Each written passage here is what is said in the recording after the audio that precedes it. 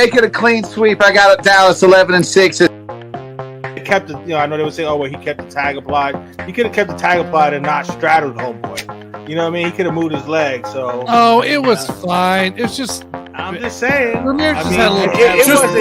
it wasn't necessary. Nothing wrong. It didn't need to get to that extreme. You know what I'm saying? Nothing wrong. Bills in a last-second field goal or a last-second touchdown by Aaron Rodgers to take the division. He's kicking field goals too. I want to bet. Right? I want.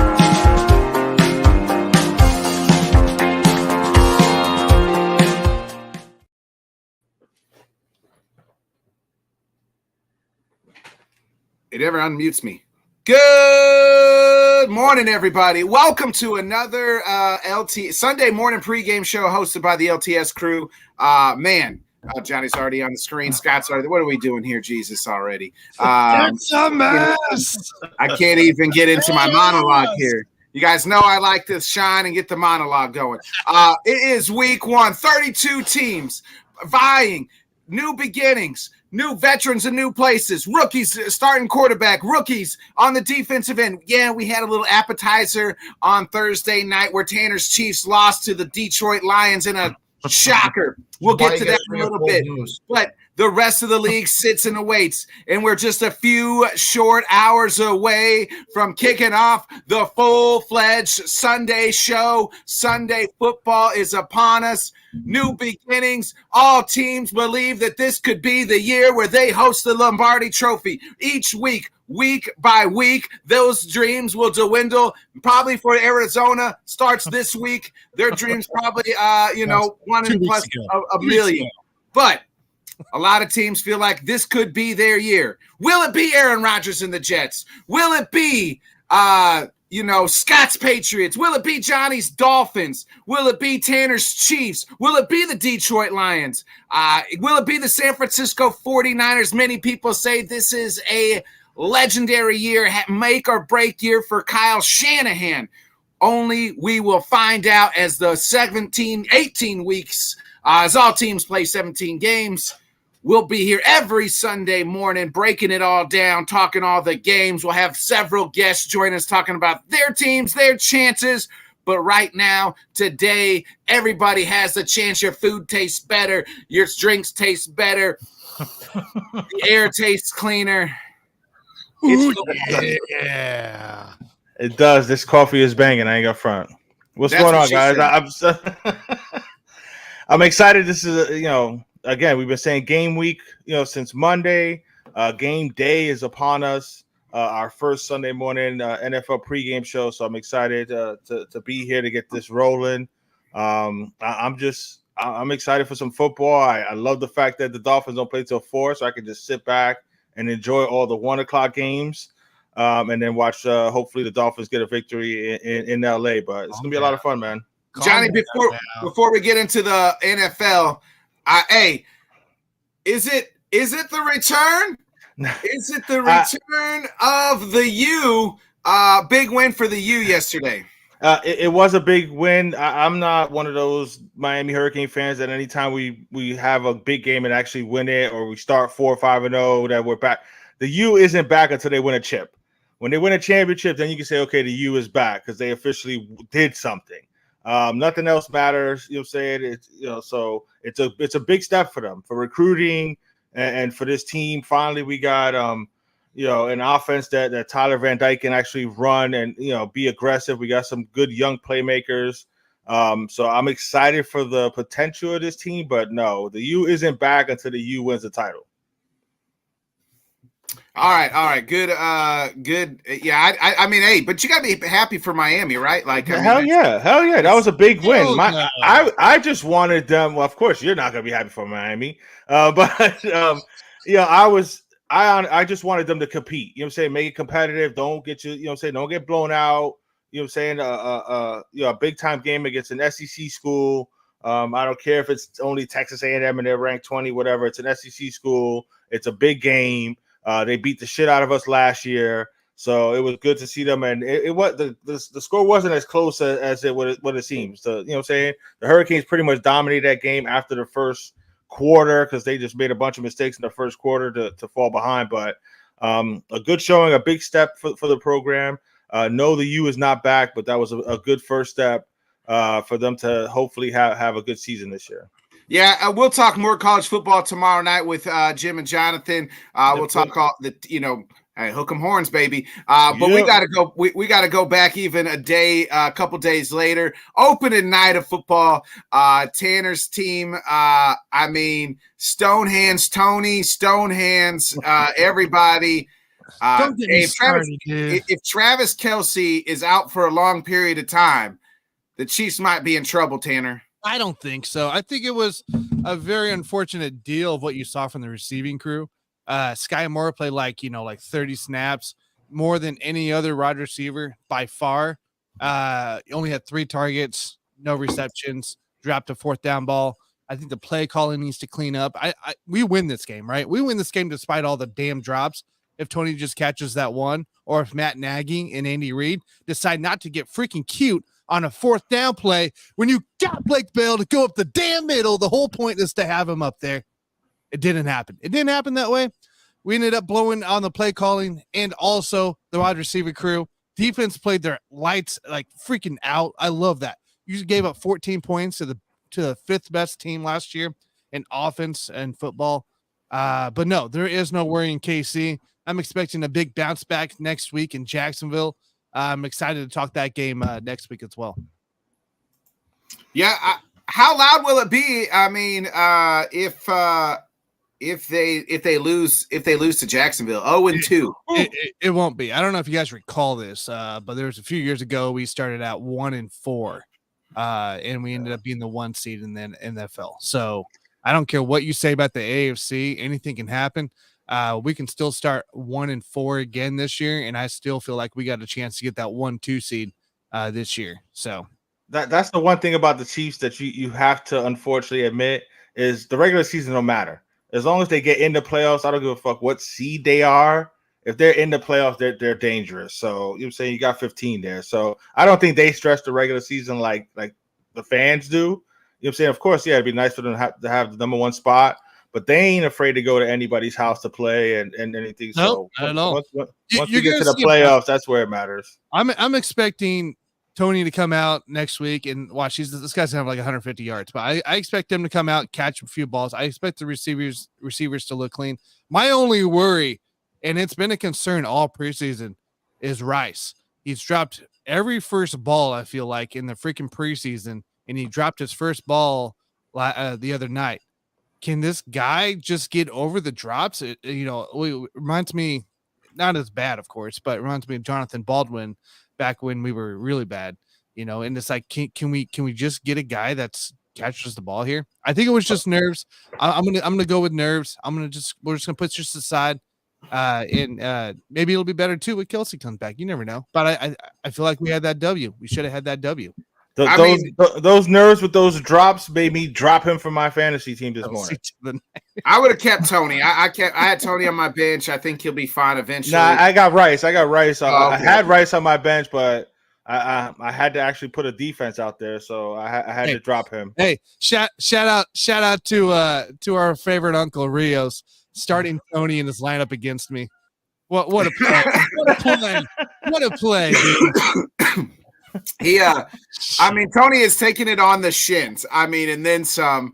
This morning or on the internet. Every TikTok, Twitter meme, it is Kadarius Tony. Amazing. He is absolutely taking it on the shins. The stuff that was produced off of those drops and just that game is gold. It's freaking gold. I can't say anything else. Like it's hilarious to me. You got people, Alex Simpson, saying that KC's not making the playoffs this year, bro. We're out. Or it's already done. Yeah, that's finished. it. Let's trade it. Overreaction Sunday morning. That's wild. I do. What do you guys? A lot of it is on the Chiefs. But what do you guys make of the Lions on Thursday night? As advertised, that offensive line, offensive line they have is no joke, bro. They're going to be able to run the ball. They're going to be able to protect Goff. They got some playmakers out there. Year 2 of Aiden Hutchinson. Watch out. That kid's going to be a problem. He was year two here with Aiden Hutchinson. He looks. I mean, he was all over the line too. He was inside, outside, the other side. Like he was all over, and he looked really good. Excited to see what he produces this year too. Yeah, in their running game, Gibbs, they did the nice 1-2 with Monty and Gibbs. Monty looked good. They're going to run Monty to death, and then they'll use Gibbs in the passing. And for all what, if you give Jared Goff a little bit of time, he is a very capable quarterback. People want to. I think he's better than Kirk Cousins. You know what I mean? Like in those aspects, he's got the weapons. If you give him plenty of time, you give him some time, he makes the right throws. He doesn't do anything where you're like, what the fuck are you doing? He's just not athletic. I got to respond. The first one he said are the Lions a contender? I mean, I think we all picked them to win a division. I don't know about a contender to win a Super Bowl, but what is – I've always said the Chiefs were a one-season wonder type team. That Patrick Mahomes guy looks like a proper flop. Please tell me you're just joking, Matt. He's got okay. For legal reasons, this is a joke. Okay. I was about to say, come on now, Matt. Good call, Matt. Good. Yeah, leave that. Please. Yes. But if you actually look, I think I put it on Facebook, and I reposted on Facebook. Actually, if you look when the Chiefs drafted Patty Mahomes, and you click on this link. I mean, people were absolutely bashing that pick. And here we are, what is it, Tanner, 5-6 years later? And, I mean, all those same people, they're slurping it. They're slurping Patty Mahomes. I mean, those are some freezing cold takes, So, but, man, that game on Thursday, Detroit, as a contender, I guess if you win your division and you make the playoffs, you're – in the NFC, anything's possible, right? Anything's possible. If you take off the fact that their helmets say Detroit, and we're all about the same age, 36. Johnny's a little bit older, but we've 30 plus years of us watching football together. Our brains are conditioned Detroit, right? Like they stink. Right. But if you take off the fact that their helmets say Detroit, and your brain's like, that's a pretty good fucking football team out there. Yeah, they definitely look good on Thursday. Yep. I mean, that's what it is, right? Detroit is a good football team. They got the high energy. They held the Chiefs, up to the 14 points for going into that third, fourth quarter, right? And they held them in that offense. They performed very well. They had a couple slip ups. It's what happens, It does happen, but overall, that Detroit defense with that pass rush. Secondary was staying on the guys, didn't allow any free wide receivers to open up. Like, that's what they needed to do. The game plan was executed perfectly, I believe, in my eyes, on Detroit's side, being in the right spots. By the way, Branch, hell of a freaking player on that Detroit Lions defense. Excited to see what he develops into later on the season. Let's move into today's games. What game, Johnny, I'm going to ask you first, what game intrigues you the most outside of your team, outside of, obviously, the Dolphins? Honestly, I want to see the San Francisco at Pittsburgh game. I'm interested to see Kenny Pickett in year 2 of this offense. I'm along with Pickens. I'm excited about Pickens. I think he's going to be a stud. I think he's going to show it this year. That connection is going to be good. They got Pat Freiermuth or whatever his name is at tight end. Najee Harris, what is he going to be now that there's an actual quarterback there that can make some plays? So I'm interested to see what Pittsburgh can do at home against everybody's, darling San Francisco 49ers with Mr. Perfect Brock Purdy. Let's see what he does against the Pitt defense and in that game there. So I'm intrigued to see what happens there. Can he make those deep throws? I don't know that he can make those deep throws right away. I think they're going to try to dink and dunk them, all the way down the field against Pittsburgh. But at some point, he's going to have to make that deep throw. Will he be able to make it this soon after having that surgery? Yeah, those are the 1 o'clock Eastern noon game. Tanner, what about you? Hey, the games I'm looking forward to right now. Actually, I have a bet out for this one here. It's Philadelphia and the Patriots. Can Philly with that Georgia Bulldogs defensive line, look better than last year? I think this is a very top-heavy defensive game today. Where Hurts in that offense might struggle a little bit. I think Mac Jones looks a little better as well. and this could be a close scoring game. I'm looking forward to this game because I took the under as well at 50. What's it, 53, something like that. And I don't think we get the repeat of Philadelphia's opening game last year with the Lions. So I think it's a totally different way. Plus, Tom Brady's there at halftime, getting getting all recognized and stuff. So I think Bill O'Brien, the Mac Jones situation, that's gonna be interesting to watch. On top of see what the Bulldogs look like on the defensive side for Philly. You actually picked, Gary you took New England on Thursday. You took New England in the points. Correct, and I also have the under in my bets as well.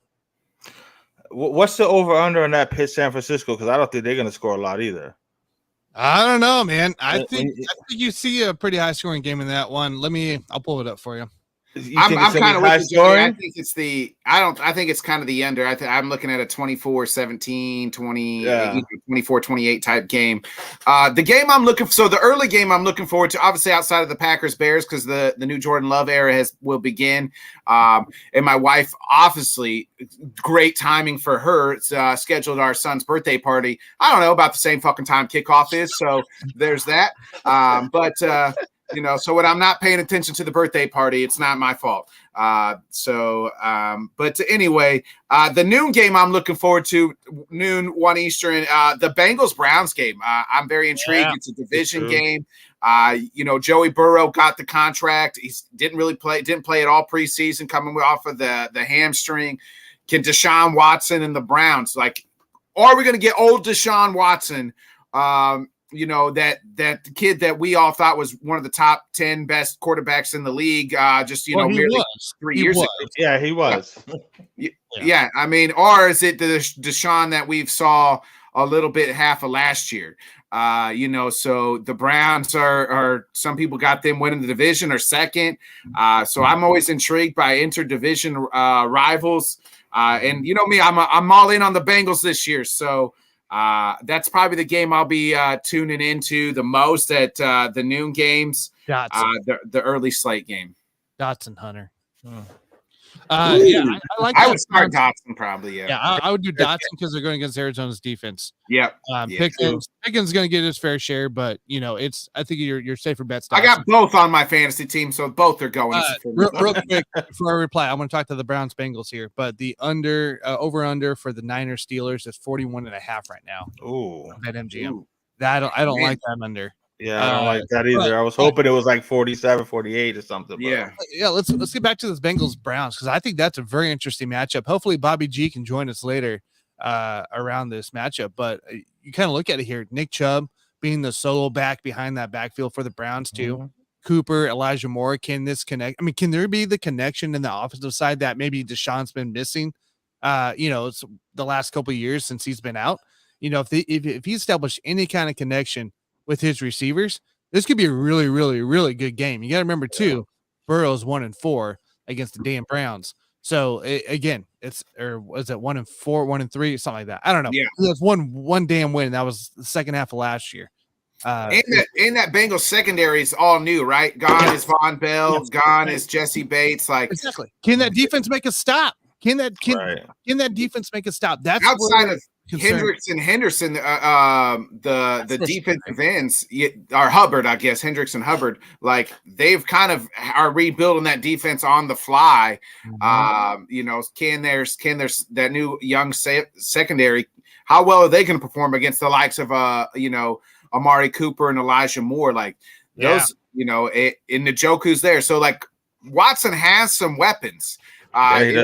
It'll be on him, and can they keep him upright? And then the same thing with the Bengals, right? Can they keep Joey Burrow upright? We all know the offensive weapons and how well can he perform. Remember last year, I think he threw 4 interceptions in that Pittsburgh game week 1. It's 3 or 4 interceptions. So right. The other thing is how bad was that calf? It was bad enough that he didn't get down one snap in the preseason. I know that, of course, they're going to talk it down like it's nothing, but again, it kept him out of the entire preseason. Not that he needed to take, but you still want to at least get a series or 2 with your team out there just to get back into the flow. He wasn't able to do that. How does that calf affect him in this game, especially if Cleveland is able to put pressure on him? So that's going to be interesting, man, like that. if something crazy happens in that game there, God forbid, I never want anybody to get injured there. But if that calf is already kind of bad, let's just hope that it doesn't get worse during that game, because that would suck for Cincinnati, bro. Well, here's the thing. I think if he's playing, I don't think the calf's an issue, right? We're talking about probably the same damn thing last year with Mahomes' toe or ankle or whatever the hell.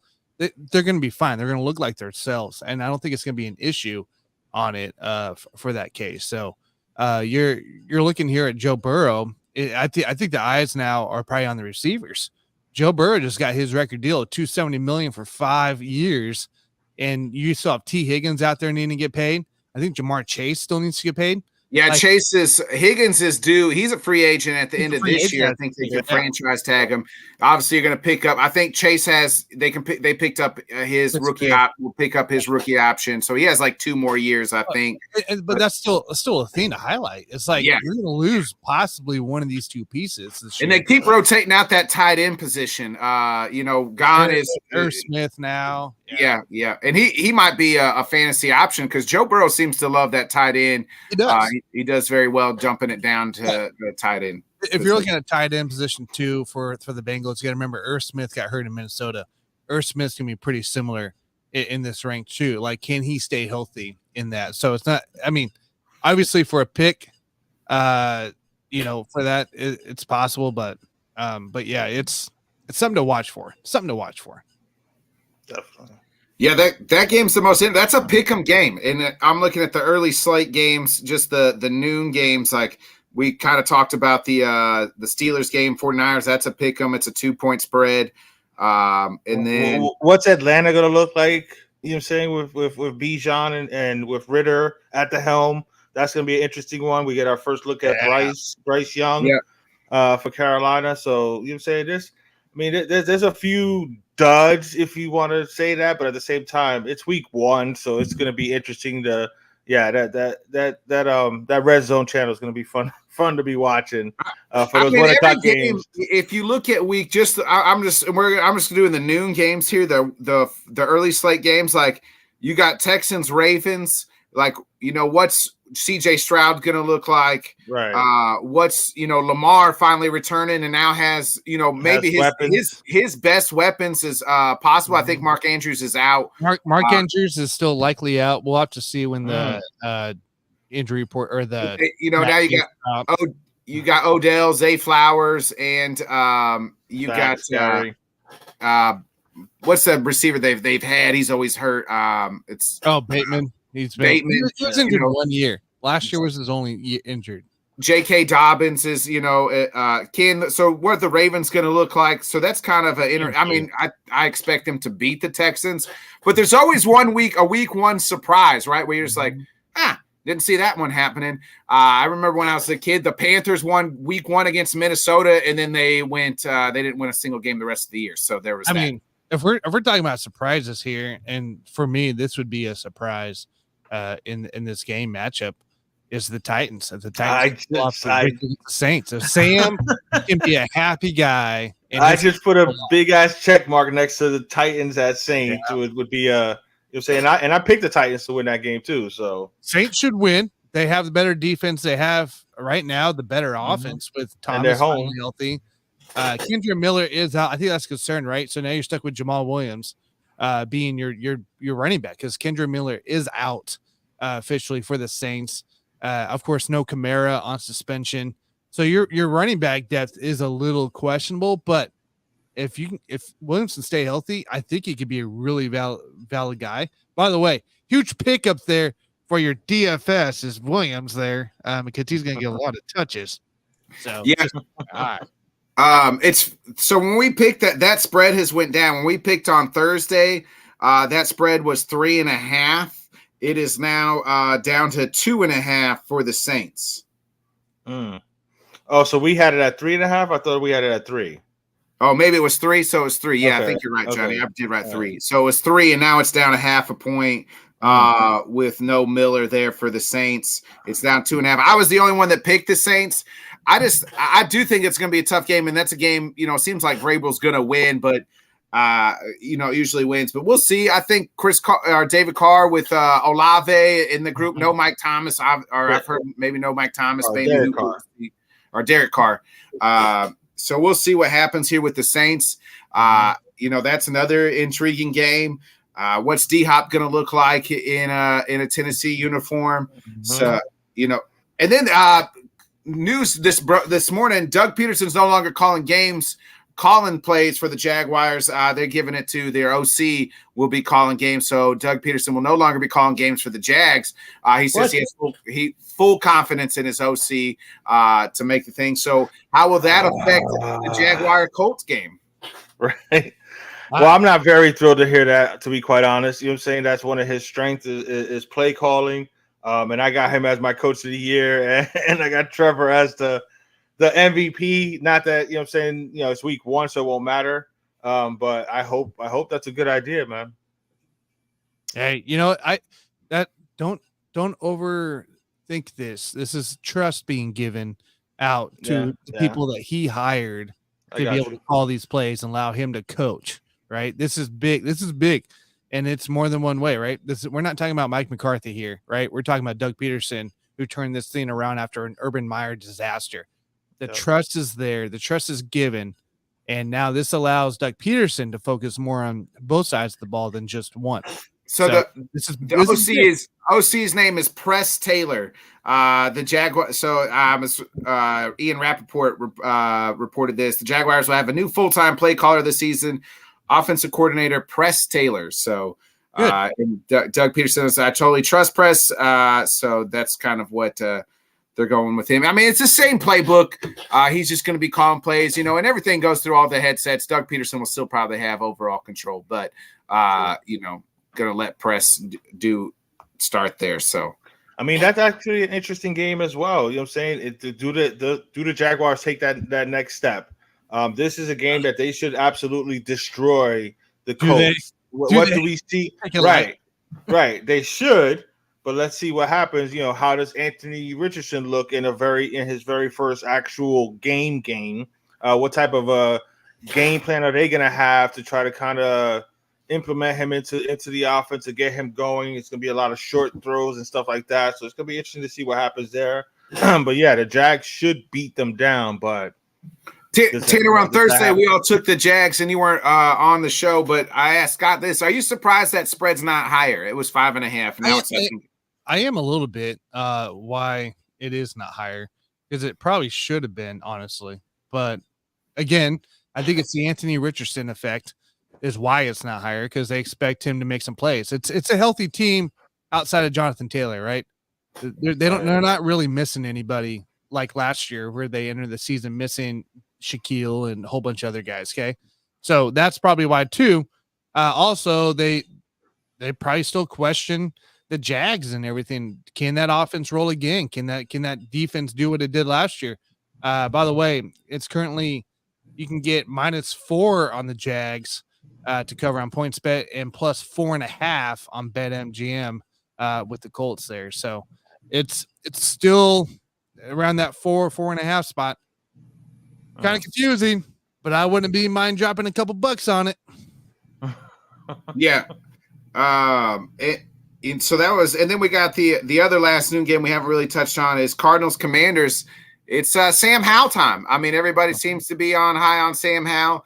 McLaurin, Dotson. McLaurin obviously got the turf toe.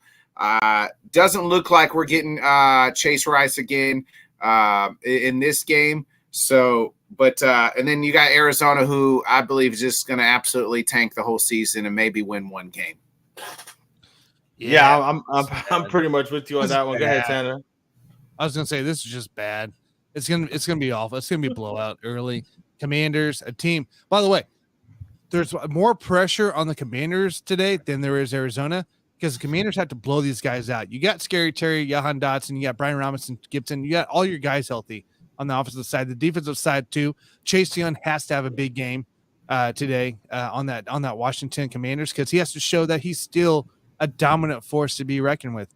This has to be a blowout for this Washington team, because they have to be able to dominate and show a presence for the NFC East currently. Yeah, quick note on the Commanders. Ian Rappaport just tweeted this out too. In the first game for Commanders owner Josh Harris, there will be more than half-price hot dogs and increased usage of Legends Plaza. Legends like Sonny Jurgensen and Champ Bailey, plus celebs like Kevin Durant and Joel Embiid will be there. So there's that. There was a $40 million investment in infrastructure and new food vendors. The home opener sold out, and the total revenue is already up to 30% off of one game. Nice. Wow. Yeah. So difference an owner makes. Wish the world. Yeah, right. Yeah, and I think Sam Howell's going to surprise some people. I jumped all over the over and their win totals. I think it was 6.5. I think Washington is gonna beat a lot of teams, and they're gonna be a lot better than most people are expecting them. I think I don't know if they'll compete for the NFC East, but I definitely got them winning more than 6-7 games. So, but yeah, this is one to where it's your first game against a horrible team that is literally tanking to get that first pick. And like you said, Nick, I mean, they might win a game. They might fall into maybe 2. I don't know where though, but this one should not be it. Washington should take care of business fairly easy. The spread was 7 when we picked them on Thursday, and I'm still with that. At least a 10-point win for Washington. The minute they got rid of Colt McCoy and went with Josh Downs and I don't even know this rookie quarterback, like you knew at that point, Colt McCoy could win you 3 or 4 games. I felt like he's done it. He's proven. And the minute they said, now no longer Colt McCoy, we're going to go with Josh Downs.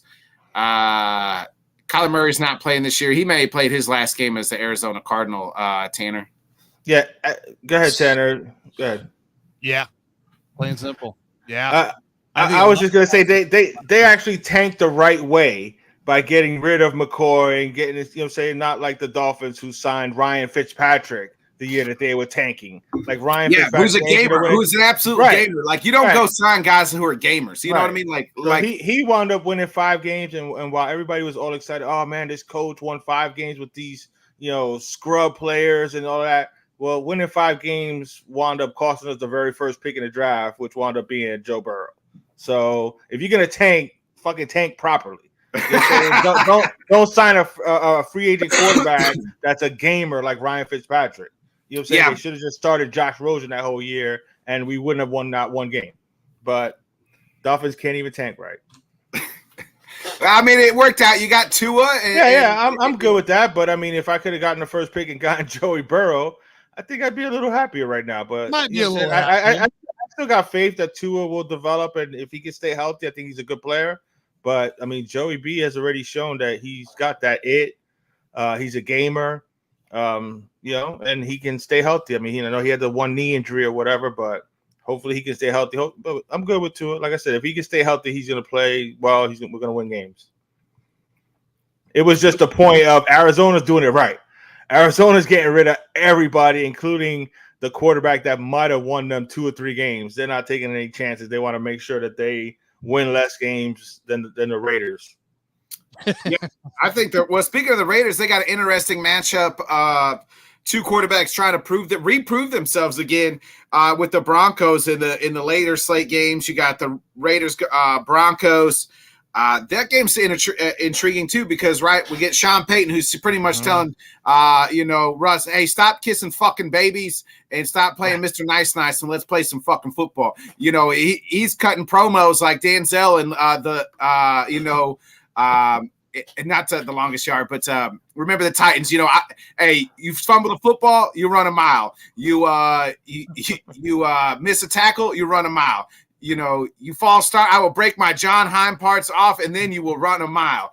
He's trying to perfection is what Sean Payton is teaching out here with the Broncos. It'll be interesting.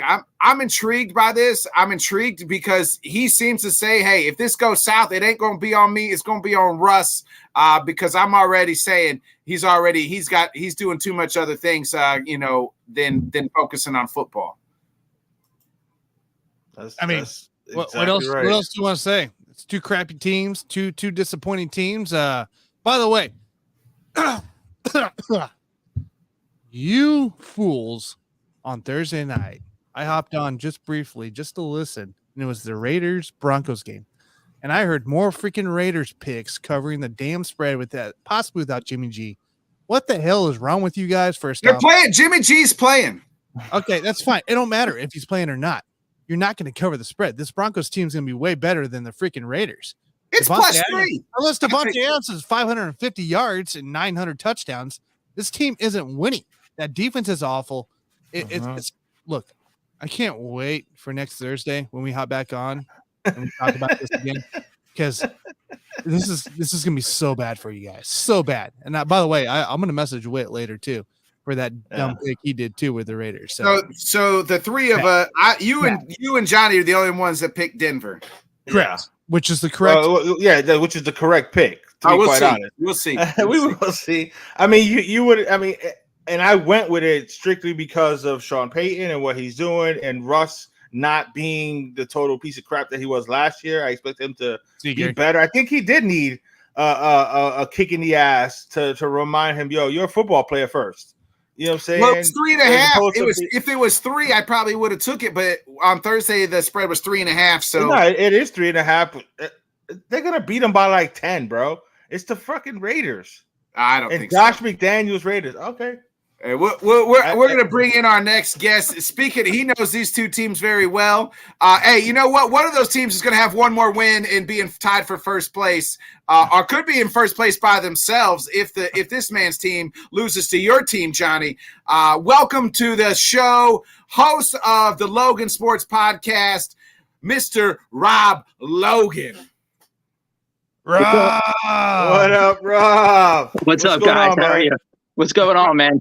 Rob, what's up? You joined us right at the right time. We are talking the AFC West here. Obviously, Tanner's Chiefs lose week 1. Your team's got Johnny's Dolphins today, and we were just discussing Raiders Broncos. You were shaking your head. I saw you. What are you shaking your head about here in this Raiders Broncos matchup? I just don't like the fact of Peyton trying to, I don't know what he's trying to do with Russell Wilson, but it's not like Russell Wilson is like some like bum quarterback that he's trying to, pump up. I mean, Russell Wilson, he was a very good quarterback. Yes, last year was definitely a down year for him, but, do you really need to like call him out like this? I don't know if that type of coaching is going to work with Russell Wilson. So I'm a little suspect with that, but we'll see. We'll see what happens, obviously, this first game with the Raiders. And your team's got Johnny's Dolphins. It's, Tua Herbert might be linked forever because they went back-to-back in the draft, Tua, then Herbert. The Chargers said, hey, if they were going to take Herbert, we were okay with taking Tua. But nonetheless, these two quarterbacks probably linked for the rest of their careers because of that draft class and then where they went back-to-back. And now they face each other today, I believe it probably for the first time. That game's in L.A., which, I mean, Miami fans will probably be there because nobody, the Chargers fans don't exist outside of you, Rob. Yep. But, how are we feeling going into this game, Chargers and Dolphins? Well, I've been saying this for the last week. Yeah, this is the opportunity for the Chargers to finally start the season off the right way. They're playing a very good team in the Dolphins. This is going to be a very good game. And if they get the win, it's going to be a very good win for them to start the season with. And, this is a way to show some of the, people out there, some of the doubters that, hey, this team can definitely play with some of the top level in the league. And I think this is the perfect time to do it. You got pretty much everybody healthy that you need to be healthy on both sides of the ball, especially on the defensive side. To me, that's really the key. You got everybody healthy. You got Mac, you got Bosa, you got, JC Jackson coming back who can hopefully get back to the way he was 2 years ago. You got, Derwin James healthy. You got a lot of playmakers on the defensive side of the ball. And so hopefully everybody being healthy, this is the time to actually go out and make that statement.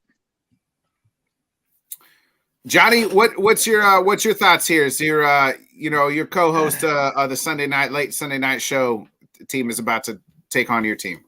Well, I'm looking forward to that show and doing that again with you, Rob. Of course, we had a lot of good times on those late Sunday night games, even though a lot of those games were shitty. Me and Rob still had a really good time. What's up, Scott? Thanks for finally joining us. Listen, leaving the darkness of that Vegas room finally. He had to get the hookers and cocaine out of the way. Awful. Excalibur blows. I'm looking forward to this matchup though. The Chargers completely shut down this Mike McDaniel offense last year. So props to Staley. I mean, me and Rob spoke about it after the game that I couldn't believe that Staley outcoached Mike McDaniel the way he did. Mike McDaniel didn't make any adjustments to what Staley was doing. So I'm pretty sure it's been a thorn in Mike McDaniel's side this whole offseason. So I expect some new stuff to come out. Teron Armstead is out on the offensive line, and that's something you don't want to hear, especially with Chain's out too as well. Right, yeah. Well, I expected Devon Achane, say for all those people that jumped on him quick in the draft, saying hold on to him for later on down the road. He'll be back, but you're missing your left tackle, and they got their edges back. Bosa's back, Mack is healthy, Derwin James. Their defense is. Everybody's healthy for San Diego. The Los Angeles Chargers, unlike last season, and they still put it on us. So I'm excited to see what changes, what adjustment Mike McDaniel makes, and what Vic Fangio can do. I mean, Vic Fangio has a winning record against Justin Herbert. Not that means anything, but I'm just saying that defensive mind. Hopefully, he can come up with something that can slow Justin Herbert down a little bit. Scott, thanks for joining us. I know you don't got much time with your, you got hookers and blow and things like that to go do. It's your last day in Vegas, right, Scott? Yes, I'm flying out tonight. So all right. So hopefully you still got some money in the bank account. But you haven't wasted, lost it all. But who are we looking at, Scott, as far as fantasy wise, some sleeper guys that we need to look at? And do you got any good gambling tips for us before we before you get out of here? So first of all, me and Tanner were talking yesterday. We did pretty well on college football. So that was nice. No losses. Colorado, baby. Colorado. Jesus. No losses. Yeah, hook 'em horns too. No losses. Nice, man. No nice, losses. Utah ended up getting voided. Should have kicked that field goal and just put themselves in the win, but no losses. Yeah. Nice. I mean, I took Utah, North Carolina, and Oklahoma State. I picked over Arizona State last night, and they won by 12. So nice. It was a good day. It was a good day. In Colorado and Notre Dame, I put on a parlay, and they both hit against the points. So it was a great day for me, college football. In terms of pro, I agree with Tanner. I heard him a little earlier. This Jacksonville Indy spread is a little strange to me. It's 4.5. I got it at 4.5 at a book. Yeah, I don't understand why it's 4.5. It should be like a touchdown, but it's not. So we're going to win that one pretty easily, I think. Seattle -5 against the Rams. I mean, come on now. The Rams got Akers and Higbee. I mean, Seattle's really going to lose the home opener against that team with no Cooper Kupp and no viable offensive wide receiver weapon at all. Stafford could be one sack away from being done for the year. So those two games stick out to me. Pittsburgh at home is an underdog. That sticks out too. I haven't bet it yet, but I'm tempted to bet it. They're at +2.5. Tomlin doesn't lose at home as an underdog. So the money line is good with that too. Yeah, for that Steelers. I like the Steelers money line even on that. Like I just feel like. We talked about it on Thursday with Brock Purdy not being able to play a whole lot, coming back from the Tommy John. I don't think you see really him 100% until, after the first quarter of the season. This Pittsburgh team, the weapons that they have, Pickens and Deontay Johnson, Najee, that 49ers defense is really good, but that Steelers defense, they're no slouch either. So, right. 49ers. There may be no Kittle today. So that's a weapon taken away from Purdy. So, and the Giants game, same thing. Darren Waller is very questionable with a hamstring. So that's a game that you got to look at and say, if Waller's not there, who is Daniel Jones throwing the ball to? So I can tell you, I Rob mean, Logan, and he's the only Scott Cole, reason I picked the damn Giants too. And of course, Yeah. he ain't. You know, what I'm saying he ain't gonna play. Scott, what are you feeling about? Because I love this Washington over Arizona, even though it's 7. Is that something you would mess around with? Yeah, Washington Cardinals? just got traded to Arizona 3 weeks ago, and you're expecting him to pick up the full playbook in a game against Washington, whose defense is pretty nasty at home. Make no mistake about it. Chase Young will get out. So I like Washington. I don't know if go more than 7 points today. Hey, to be honest hey with Rob, you, you're a fellow betting guy like us, like Scott and I. What do you see on the books today? What do you like? Well, it's funny. You guys mentioned both those. Yesterday, when I did the show with Dan, I talked about the Jaguars-Colts game. I thought that that line seemed very strange, so I was all over the Jaguars. And then I said, I really like that money line for the Steelers. It was plus like 120 at the time. And I thought that was a way for them to win outright against the 49ers, because I thought the 49ers had a lot of questions going into the game today. So, and Pickett, New Jersey boy, I think he's going to have a good year. They got a lot of weapons on the Steelers. Yeah, Scott, who are we looking at for fantasy-wise? So I'll give you one at each position fantasy-wise. Our quarterback's Deshaun Watson. I think he's gonna show everybody that he's past this point of last year. I think he's gonna be really, really good today. I think he's gonna be able to run the ball. His rushing prop is like 28.5 yards. I took that over. I like that rushing prop a lot. I just think he's gonna run the ball a little bit more than people think. And he's got Cooper and Njoku and Donovan Peoples-Jones, so he's gonna be able to throw the ball. And Cincinnati's a very slow starting team, so I like Deshaun a lot. Running back, I like Raheem Mostert today. The Chargers give up rushing yards like they're they're giving out free gifts to everybody. So I like Mostert to go off today and be a factor for the Dolphins. Wide receiver, it's the Tampa Bay wide receivers. Minnesota's defense not very good. Let's go, Chris Godwin, baby. Yeah. Godwin and Evans should be a factor in that game. Tight end Tyler Higbee. It's the only guy they're going to throw to today. I mean, I know they got Van Jefferson. He's disappointed in the past. I love Tyler Higbee today. I think he could be the number 1 tight end overall this week in fantasy. So those are 4 guys that I would go. Yeah, he could very well be. He's going to get a lot of targets from Stafford today. Don't forget, what was the thing in the preseason? Stafford doesn't know anybody. He doesn't know the rookie guys. Yeah. So he knows Higbee. He's going to lean on Higbee a lot today in those short yardage situations. So those are 4 guys. I like it, Scott. Scott, we'll let you get out of here. I know the internet's shitty there in the hotel, or maybe that's what you keep saying. So, but best of luck to you. What are we doing in Vegas the rest of the day before we fly back? We're going to the sports book. We're going to sit in the sports book and watch some football. Have some lunch, and then we're going to make some in-game live bets if we can. Depending on what I see. There's about 20 TVs here. I'm sure they'll all be on NFL football.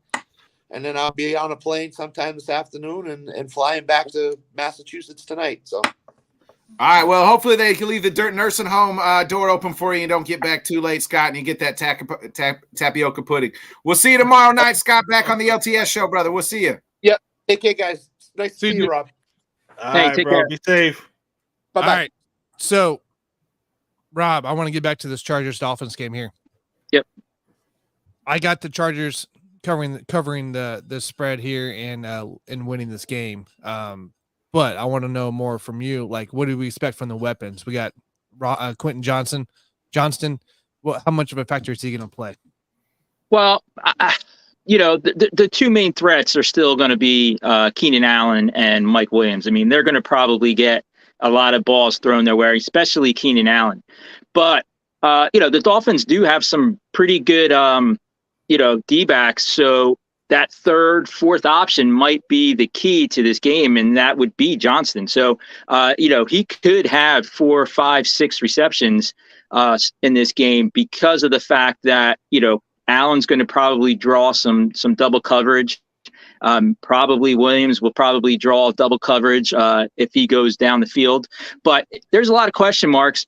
Kellen Moore, obviously, new offensive coordinator, a new offense, hopefully a more vertical game. So, the ball is going to go further down the field, which, for the receivers for the Chargers is a good thing. So having any one of those three receivers, I think, is a good thing for today. Scott, can we just make sure Eckler gets about 2 touchdowns today? He's on my fantasy team, so let's run him to death all season because he's on his final year of the contract. Nick, that's Rob. Yeah, So that's what I said. What I say, Scott, Rob? I don't know. He's a Scott. It's the other. I'm actually not in Vegas. I'm in my old bedroom from my parents' house. So hey, that's where the magic happened, huh, Rob? Big difference, but kind of the same. Hey, Rob, that's where Lucas was conceived, right? Yeah.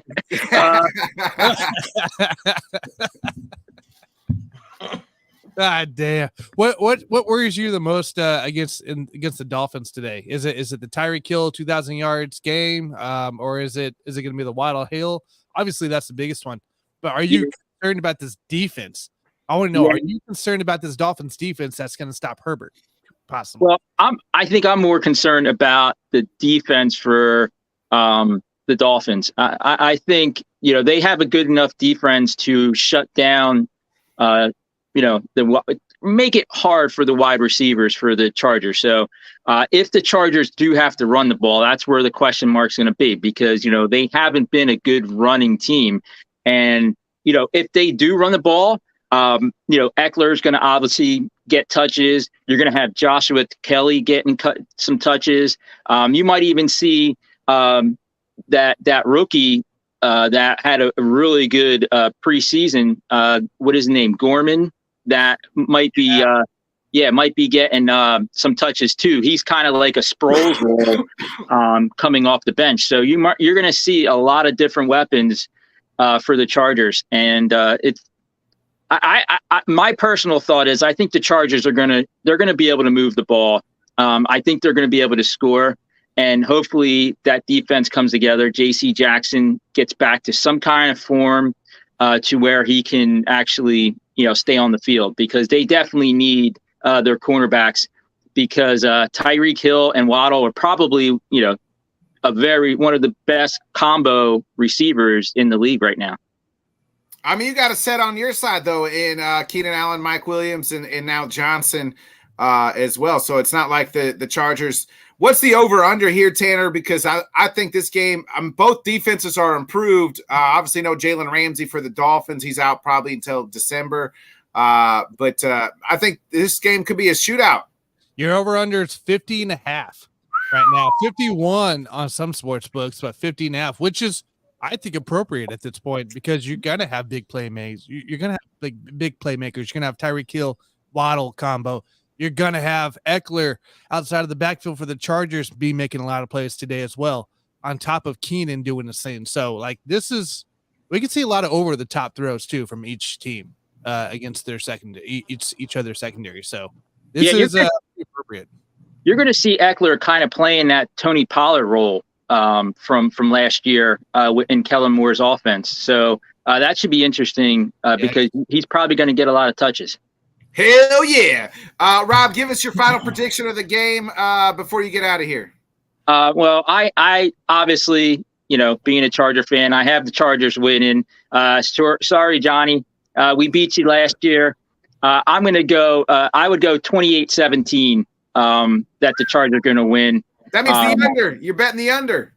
Yeah, but it's close. It's going to be right there. I actually had the Chargers scoring a little bit more earlier, but I'm going to bring that back a little bit because I got laughed off when I did that in another show a couple of days ago when I said it was going to be a higher scoring game for the Chargers. But I think 28-17 is a good score. And hey, Johnny, man, we can do another bet if you want.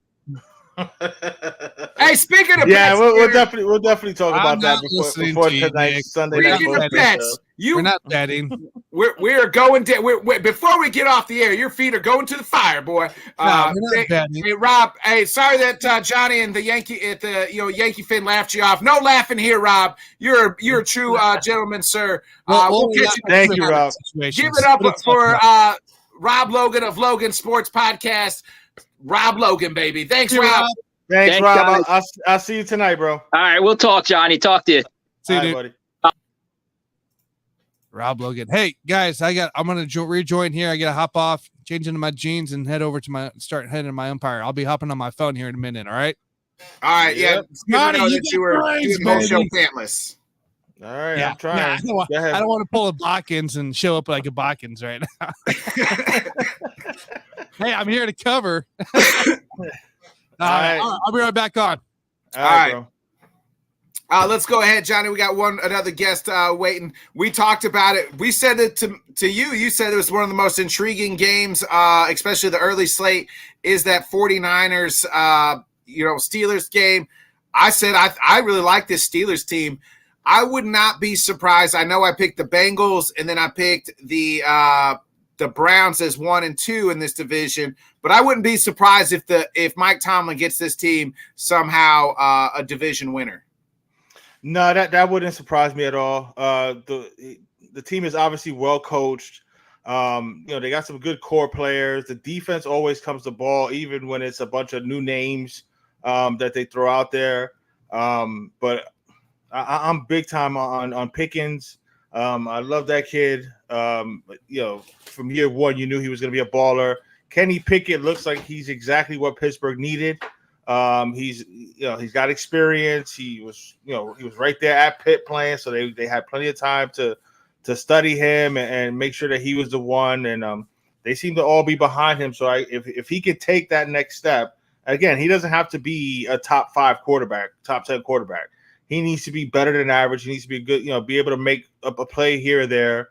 But with their running attack and their defense, and again, Pickens there, Washington's still there. So, I expect them to play well. And like I said, I got them winning this game outright against San Francisco. So it's gonna be interesting to see what happens.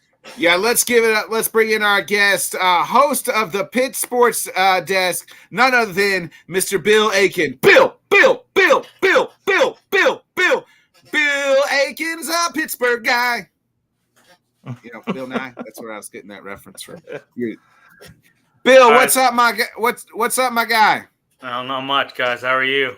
How we feeling? It is opening day. Steelers under Mike Tomlin still never below 500. Almost was there last year, but scraped by. But I think this team is going to be vastly improved. It seems like Matt Canada is going to realize that that's Kenny Pickett and not Ben Roethlisberger at quarterback, and going to let him sling it a little bit more this year. Let's hope so. I mean, I liked what I saw in preseason, that's for sure. What really stood out to me was the Pickens, match. Looks like a match made in heaven to me. I mean, it's nice to see Pickens finally, getting some catches over the top. And, I'm expecting big things today. What you said what you saw in the preseason. What did you see that that we think that this team could maybe I think would be surprised, but I wouldn't be surprised to win this division. Well, just look to me like the offense was just gelling a lot more. I mean, I think you've improved the offensive line. Obviously, you got Samalo. Dan Moore has made a resurgence. I was really shocked that he beat out Broderick Jones. I thought Broderick Jones would take that. I thought he'd win that position in camp, but he didn't. And Dan Moore Jr. just outplayed him. But no, I thought the offense clicked a lot better. I thought it looked like Kenny was more comfortable. And I think that finally Matt Canada is kind of tailoring Kenny's talents, or kind of tailoring the playbook to Kenny's talents, which is kind of something he didn't do last year, at least for the first part of last year. Now he's kind of like, hey, kind of like seeing what he can do, and how he can put him up, set him up for success and not failure. So somebody mentioned in the comments earlier that that Warren is going to be splitting the carries with Najee Harris. Is that seriously what we're hearing? I mean, Najee Harris is supposed to be this stud running back, and he's going to be sharing carries. Yeah, I think it. I mean, there's a lot of things. And should fantasy people be worried that drafted Najee Harris? Yeah, I think they should be. Yeah, for sure. I mean, wow. Najee. Well, last year we know he had that injury, that Liz Frank injury, which crippled him for the first half of the season. But he got better after that. But when I see Najee Harris and I see Jaylen Warren, dude, Jaylen Warren just hits the hole a lot harder. He's just Najee kind of dances around, and I don't know, it's just not working for him. I've said this before, and I've been ridiculed, Bill. I said Naj reminds me of a one Mr. Trenton Richardson, where the hole is here and he's going here. Yeah. I don't think he has the necessary vision to be an elite running back. I don't either. I hate saying that. Coming out of Alabama, I was like, oh, this guy's going to be a superstar, and it just really hasn't panned out that way. Another thing I see in him, he runs way too high. He kind of reminds me of Eddie George, but Eddie George ran high, but he hit the hole hard, and he was shifty. And Najee's just not like that. He's way too high, and he kind of gets to the hole and he dances around, and just doesn't work. Where Jaylen Warren, man, he hits that hole hard and he doesn't look back. And I feel like the Steelers are more comfortable with Jaylen Warren in there. I really do. Yeah, I think what's the keys today with this tough 49ers defense? We know Brock Purdy too is kind of coming back from the injury. What's the keys for Pittsburgh to get this W today? Well, you know what? When I saw Bosa sign, I was like, damn it. I was like, and because I think he's going to be X factor. I mean, regardless of, he hasn't had many reps. I mean, guys like him is like TJ Watt last year, right? Just kick the door. They don't need reps. Right. Their training progress is better than probably what they're going to do in training camp. Well, and it wasn't like he was away from the facility. He was just on the sidelines, doing his routine while the rest of the team was out there, similar to what Watt did last year. So I don't know. I mean, I think that keeping him in check, I think Dan Moore Jr. is going to have he's going to have to pack a lunch today, because it's going to be he's going to have to keep him in check. And yeah, you talk about Brock Purdy, he's still not 100%, correct? I mean, that's what I'm hearing. He's not. Yeah.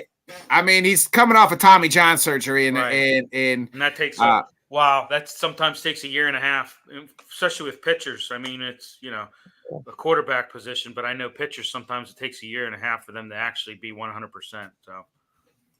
Yeah, exactly right. It almost takes so he's coming off in short amount of time, about 6-month time frame. So I don't see them chucking the ball down the field a lot. I think that'll help Pittsburgh's defense. Yeah. What do we like?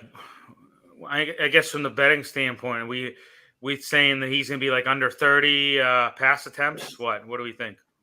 I mean, I don't individualize. I like the Steelers to win this game money line. I'd probably take the under, depending on what the over under is on this game. I just think it's going to be a lower scoring game, a defensive battle. I do too. I don't think it's going to be a high scoring game. I think we're going to see a 20-17 game, something around there like that, But yeah, I mean, you got so much to worry about with them. I mean, with the especially with their offense. I mean, you've got CMC. They got weapons. The 49ers got weapons. CMC, Ayuk, Debo. Yeah. I think Kittle looks like Kittle might be out. Yeah. So, I mean, they're no slouch. But if you line up 1 through 65, if you put them in order, these teams kind of, I think, roster wise, very similar, right? Both got studs on defense, both got studs on offense. It's just going to come down to, who's going to make the very few the mistakes or the very few key plays on a third down or so. Well, and I'm looking forward to seeing this revamped secondary of the Steelers. I'm looking to see what these guys can do and how they deploy them. Everybody, at least in the Pittsburgh camp, has always been talking about, we want to see what this offense can do. I think we know what the offense could do. We saw it in preseason. I really want to see how they deploy this secondary and, really what they're able to do and how they're able to, slow teams down. And I think they're going to be all right, but we'll see. I mean, this is going to be a hell of a litmus test for them today. That's for sure. But I'd rather have the Niners in September than in December. I will say. True that. Yeah. How's your overall feeling about the division this year? Do you think you guys will be able to compete? I mean, the division is tough. Do you guys think you can legitimately compete for that North title? You know what? I think we can, but I think every team's going to be over 500 in that division. It's going to be like there's not going to be much separation at all. I mean, obviously we know what the Bengals are, and I don't know. Is that's another thing? Is Burrow, is that calf injury going to linger? Because I mean, it could very well linger, and that could be an issue for them. Baltimore. I mean, Baltimore. Look at the weapons they got. Odell Beckham Jr., Flowers. You got a healthy Lamar. You got a Lamar that's paid now, and he has that behind him. For all the talk of the AFC East being the best division, I think this AFC North division is going to be very tough. All four teams could make a case to win this division. It's this AFC as a whole, as we've talked about, is very grueling top to bottom. But this AFC North, I think, very well could be the best division in football. I know we talk all the glamour is the AFC East right now. I think because of the quarterback names, Allen, Rodgers, and Tua, and then you got Bill Belichick and the Patriots. But this AFC North, man, like this is not, there's not a cakewalk in this division. Each team is going to be very tough. Oh yeah. And even the Browns, I mean, Deshaun Watson, I mean, I think he shook the rust off some towards the end of last year. I want to see what he can do. I mean, I always said about him, I didn't really know if him and Kevin Stefanski were a good fit because, like Kevin Stefanski's all about dink and dunk and he's kind of now running. Play action, yeah. Yeah.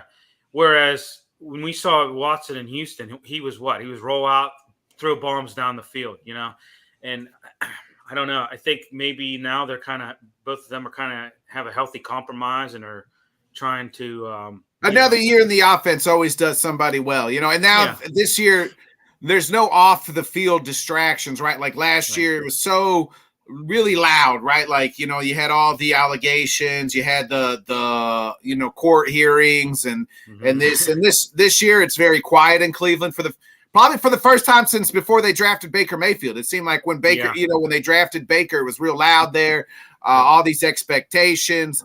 And now for the first time in 4 or 5 years, it seems like now they can just go out and play football and they're not worried about any of this off the field stuff.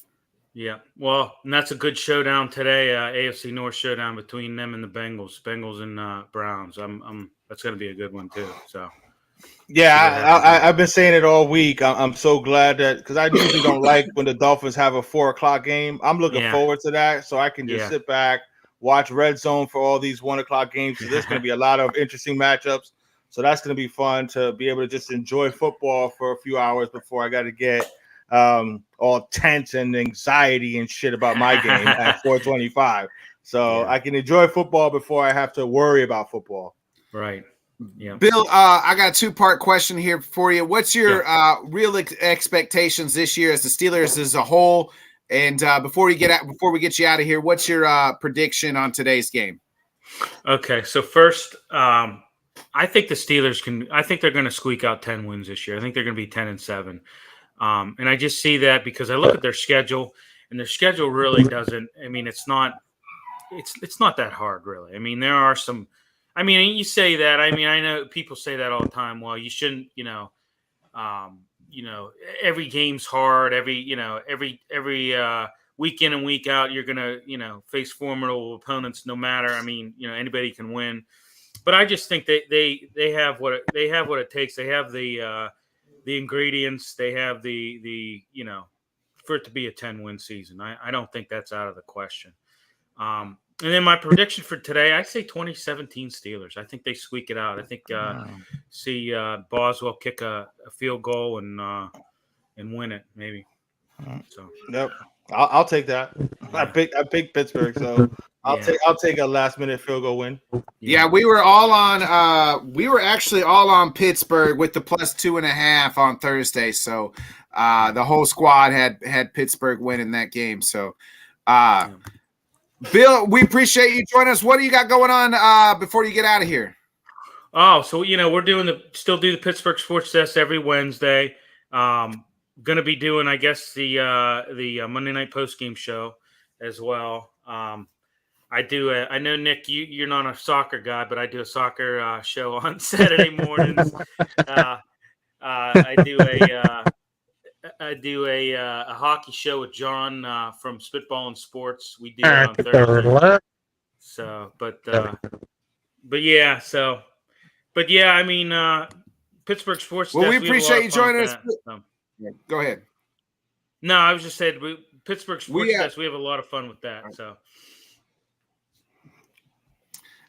Hey, good stuff, Bill. We appreciate you joining us. Everybody, give it up for the Pittsburgh Sports Desk. None other than Bill Aiken, baby. Bill. Have a good one, man. Good games, bro. Thanks, all right, thanks, guys. All right, bro. Hey, Bobby G, I'm sending you the link here in just a second, Bobby. I already sent it. Okay, well, Jesus. All right, then. Well, he has it. Right. Yeah, he has it. So. Hey, well, Bobby. Yeah, hey, Bobby, it's in the Twitter link.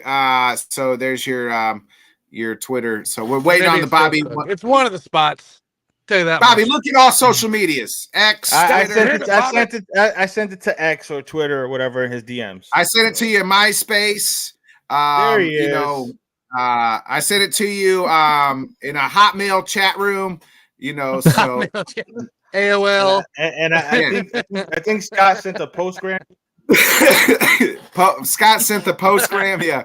2 to 3 Pony Express. Yeah. Give it up for Mr. Cleveland Brown, Bobby G. Bobby, what's up, my man? I'm gonna tell you exactly what's up. Today's the day. I've been keeping this all something. I got all the receipts, but you on this list too, Botkins. I got all the receipts. Hey, Bobby, just because you bought one thing at Walgreens doesn't make that ain't the receipt, baby. Oh, no, we got the receipts. I got the receipts from Peter Schrager. I got the receipts from Kyle Brandt.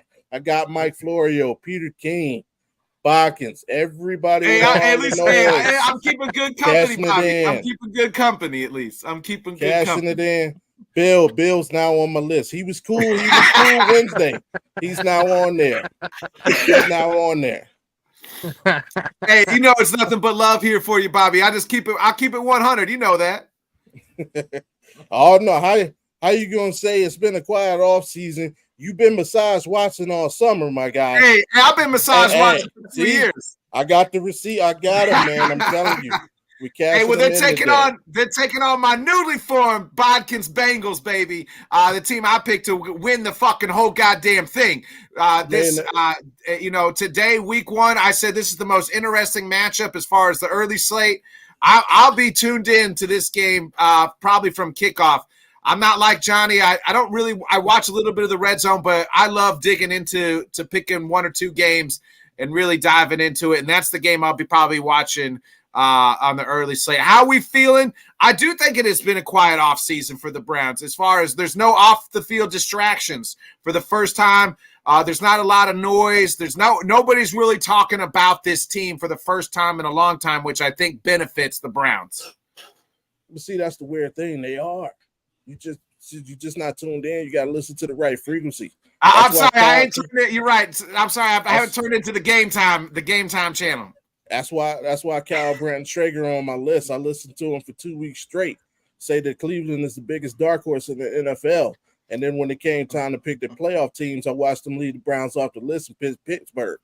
See, I'm keeping those receipts. I got everybody on them, but I ain't worried about the day. 5-1. That's only 2 numbers I got for you. 5-1.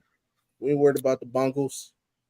What's the 5? Oh, because the Bengals are 5. The Browns are 5-1. 5-1 since Joe Burrow's been drafted, whether he plays or not. Yep. Including 3-0 in Cleveland. Yeah, so, but they can flash up playoff victories, and that's 3-0. But what does it mean? And actually, no, we do have a playoff victory, sir. Remember, we stomped out them Pittsburgh Steelers in Pittsburgh in a wild card game. So receipts, man. Remember, Don't that was print anytime. another one. That was anytime year. Yeah. But Yeah. playoff victory, they're still ringless just like we are. So playoff victories don't mean nothing until you get one. True that. Amen. I mean, Say it louder, Bobby. it Hey, is zero. I'm coming. Mr. Nice Guy's over with. I love it, Bobby. Hey, Bobby, I love it. I love it. I love it.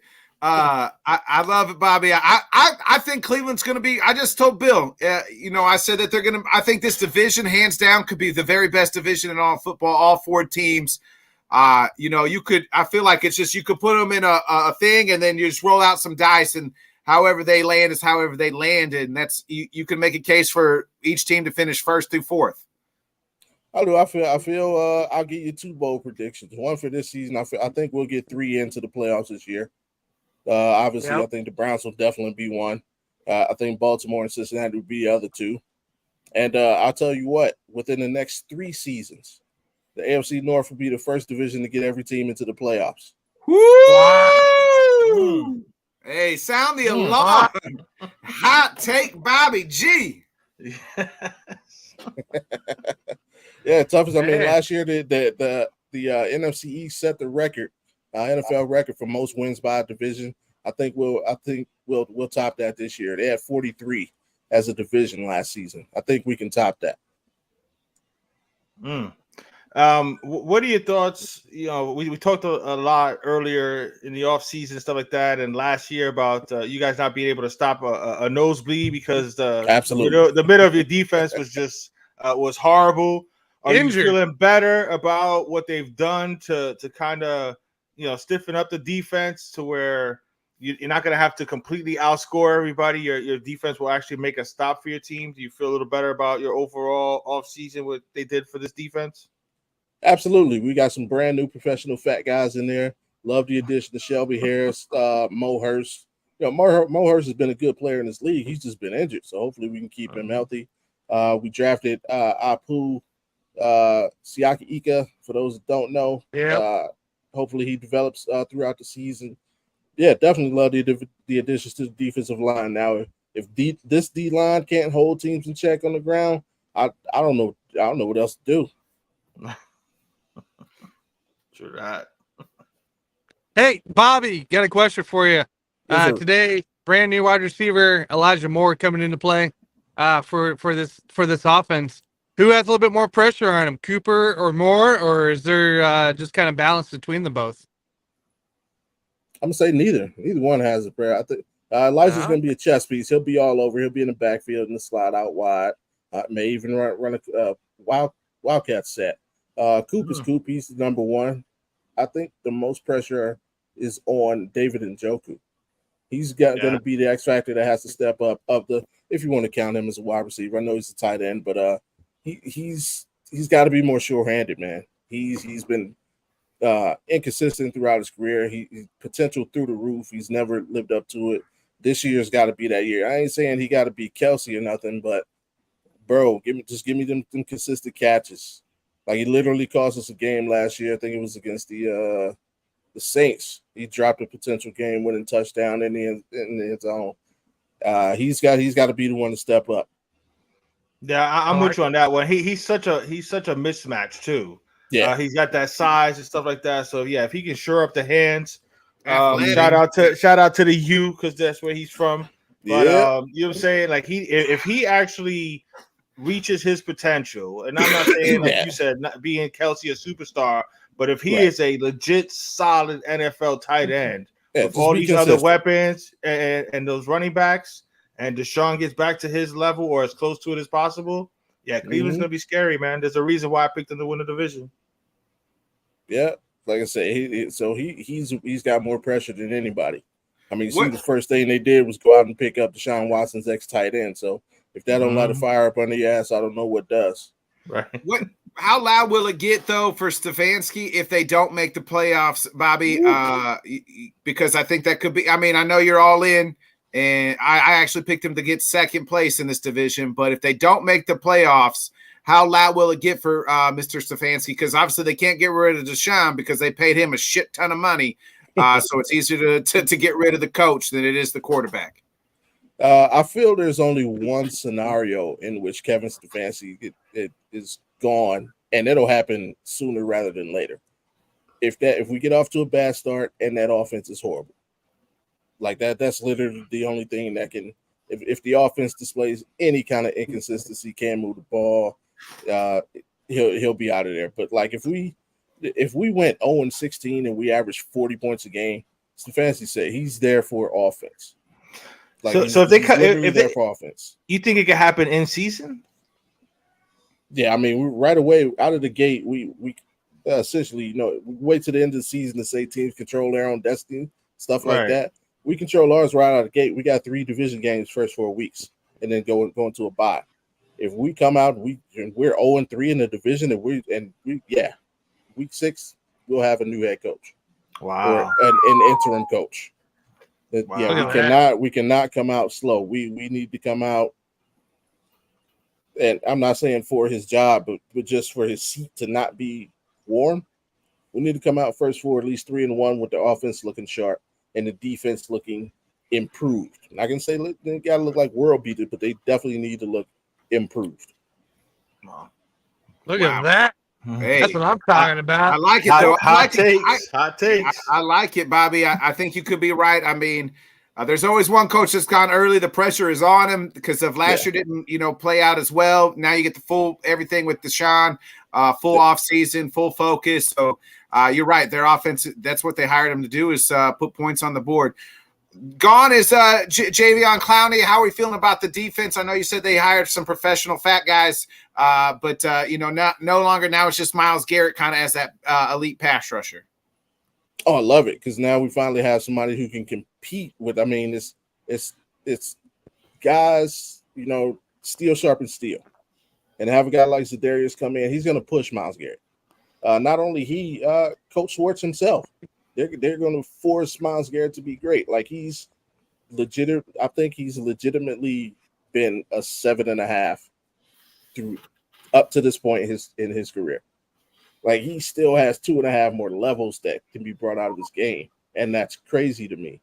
Like he's not great, fantastic against the run. He can improve there, and obviously he's been the most triple and double team player in the NFL since he's been in the NFL. So now that he's freed up, he's going to have a lot more one-on-ones. I would not be surprised if he challenges that sack record this season.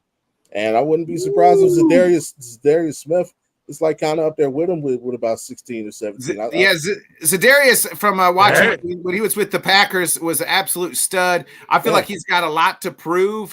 He got hurt at the last back in Green Bay, didn't have a great year with Minnesota. So now here he is with Cleveland, and him and he'll benefit from Myles Garrett. So he's no slouch. Mr. Za'Darius Smith. He was him and Preston Smith when they were together were great together. I remember he restructured his deal, so next year he becomes a free agent. So he's after the bag. Yeah, we'll see. Bobby, let me ask you this before we get you out of here. What's your prediction for today's game? I'll do my best Clubber Lang impression. Pain. I got it 38-24 Browns. Woo! Nice. Celebrating the life of the GOAT today. Screw the NFL for not letting us highlight the 32-yard line. All you freaking stupid rules. But yeah, there was a lot going on. Celebrating Jim Brown, celebrating the new offense, celebrating hope, people back to believing. The Baker Bros are back under their rock, so today's going to be a good day. All right, Bobby. Well, hold them receipts, and you got me on line one, so we'll see. And me, I'll come back with I'll be back on tonight, and if the Bengals win, I'm gonna say I told you so, loud and proud. You know what I mean? Hey, I'll be in there. I don't run from nobody. Hey, that makes two of us, brother. We know we love you, brother. Nothing but love here. Give it up for none other than the Mr. Wonderful Bobby G. Prove me See ya, wrong, Bobby. Bobby G. Bobby, I'm going to come on the show and I'm going to prove you wrong eventually. Hey, listen, All right, make it Bobby. happen. Have a good day, bro. Anywhere. Peace, fellas. All right. So, got the update. Mark Andrews is officially out. So there's that for the Ravens. We do got a cruising top 5, but before we get to the cruising top 5, got to get through this ad read real quick. When On Community wins with us, we want to ensure you maximize your return on investment. Line shopping for the best odds matter, and that is why any profitable sports bettor needs to be using multiple sportsbook. Thankfully, there have never been a better time to get you signed up, and we're here to connect you with the best promotions industry-wide using our link, signupexpert.com/let's talk. You can get access to all the sports books in your region, along with a review of each platform for fantasy and gambling. Well done, well done. We have one more. We'll do that one later. Do we want to do the top 5 now, or do we want to do our top 5 now? Because Ryan will be on in like 15. Again, make sure you subscribe, smash the like button, click on the little bell, and check out our website, signupexpert.com/let's talk, like Nick just mentioned for that ad read. All right, the cruising top 5. I wanted to set up the pictures here, but I wasn't able to do it. I'll try to be better for next week, but I'm going with my top 5 favorite NFL uniforms of all time. And you can argue with the wall. I really don't care. You already know Dolphins are going to be number 1, Johnny. Tell me. No. and I love that. You know what I'm saying? Because you can see that the Dan Marino, the old throwback Dolphin one. And yes, it did make my list, but no, it's not number 1. At number 5, I got the Eagles. That light green throwback that they had, the Ron Jaworski days with the Randall Cunningham days. Yeah, the Randall that was one of the first jerseys I ever got. Shout out to my uncle Juan, who bought me a Randall Cunningham jersey when I was a kid, and I loved it. So I got them at number 5. At number 4, I got my Dolphins Aqua throwbacks. Those are clean. When you see those, I don't know when they're gonna pull them out. I wanted them to pull them out against I forgot who at the Dallas or something like that, but I don't know if they'll do it. But I got Dolphins at number 4. Number 3, I like the Tampa, the creamsicle Tampa they had. I do. I like them, especially now after the fact. You know what I'm saying? I like them. I like them. You know what? This is my list, so you'll be all right. So I like Tampa Bay's. I like the Buccaneer dude on the side of the helmet. I like them, man. I like the creamsicle uniforms. I like Tampa Bay's old uniform when they had Mike Allstott, that red one. The red and the pewter. The red, and with Allstott when they had Allstott and Dunn and with the like red that and pewter. jersey Those were nice. Not this new, looks like a clock radio numbers on their shits now. But no, I'm a fan of the creamsicle, so I got them at number 3. Number 2 is the old school Houston Oilers uniforms with the blue and the white tops. We seen that with Sam. Yeah, whenever I think about those Houston Oilers throwback uniforms, I think about Warren Moon, and those were some nice looking uniforms. Those are number 2, and number 1, I got to give it to my boy Rob Logan, the Chargers baby blue throwbacks. That's the best looking uniform in my opinion in the NFL. So they're all throwbacks, but those are some of my favorite ones. Like I said, I got 5. I got the Eagles, the light green throwback. At number 4, I got the Dolphins aqua throwback. The Bucks creamsicle, I don't care what y'all say, is on number 3 on my list. 2 is the Oilers throwbacks. Those were some clean, fresh uniforms. And that Chargers baby blue. I don't know how you can beat that, bro. That Chargers. The powder blue. The powder blue. Excuse me. Yeah. The powder blue uniforms. Those are pretty badass. So that's my number 1 favorite uniform of all time. So that's the cruising top 5 for this week. Is top 5 uniforms. So if you take the creamsicle out, who you put in the top 5? Because I know you can't argue with the powder blue or the Houston Oilers. I don't like the creamsicle. All right, so who would you put in that list? I mean, it's a new uniform, but I love the Bengals all white uniforms. With the I thought about that, but I wanted to go with older ones. Yeah. Look out for the Bengals when I pull out my top five NFL helmets. Like that white helmet with the black lines, like that's fresh. That's fresh. To me, the white ones for sure. Hey, speaking of uniforms, you guys catch Friday night the Jayhawks going on black uniforms with the old school Jayhawk on the helmet? Nice. Hey, what a sick looking uniform that was. Of course, I ordered my jersey 3 weeks ago, and now they do that right beforehand. So now I got to get one of those. Now you got to get another one. Can't win. I love what college football does as far as letting them have all these different uniforms.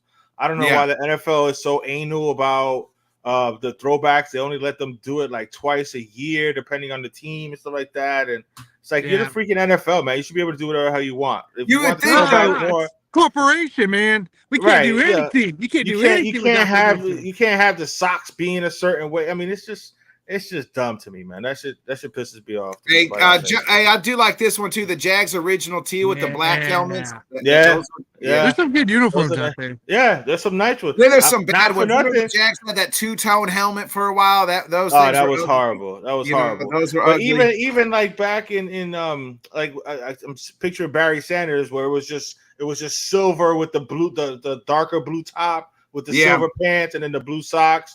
I mean, those actually look kind of cool, you know what I'm saying? But yeah, no, these are my top five, and we can ask the gentleman that's coming on how he feels about the list too, since his Eagles green, the light green is on my top five list, of course. All right, hey guys, I got to go some baseball real quick. Hopefully, be done before anything big goes on. But enjoy the football. Hope you guys all lose your fantasy games, and let's go. Hey, Tanner, hold on. You keep trash talking my Packers, saying we're only going to win 3 fucking games, but you're not willing. Your Packers, you're going to lose today because you don't have any freaking wide receivers. We might, but we may not. You're not willing to bet just a friendly wager on 3+ wins. Okay, well, I don't want to do 3+ wins. Let's say 4. Okay, let's go 4. Okay. If the Packers win more than 4, I'll wear you want to wear a cheese head or something like that. You could come up with the pride, for the rest of the season or whatever. You have to wear for the rest of the season on the LTS show. You have to wear some Packers gear. I get a cheese head. Can I do the cheese head? I'll wear the cheese head every time. And you have to say "Go Pack Go." Go Pack Go. Okay, so we're gonna do the cheese head. Go Pack Go. I gotta think. What for the rest of the season, bro? That's fine. It'll be like 4 games. If they win 4 games, it'll be like week 12, so it'll be fine. What should we, Johnny? What should I make Nick do? Oh man, well he's already worn. Damn. See, that's what I'm saying. We're gonna have to come up with something. Because Nick ain't scared to do shit, so it's gonna be hard to get something to embarrass him. So you know what I'm saying? We got to come up with that's something. We'll put our heads together. Go ahead. I know what we'll do.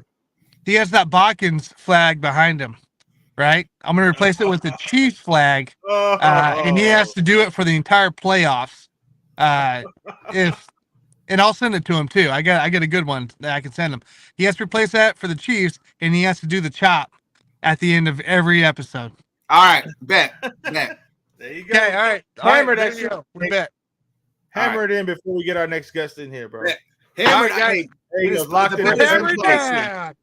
the hammer has been placed. All right. Tanner, have fun coaching, man. Good luck out there, bud. Hey, good luck.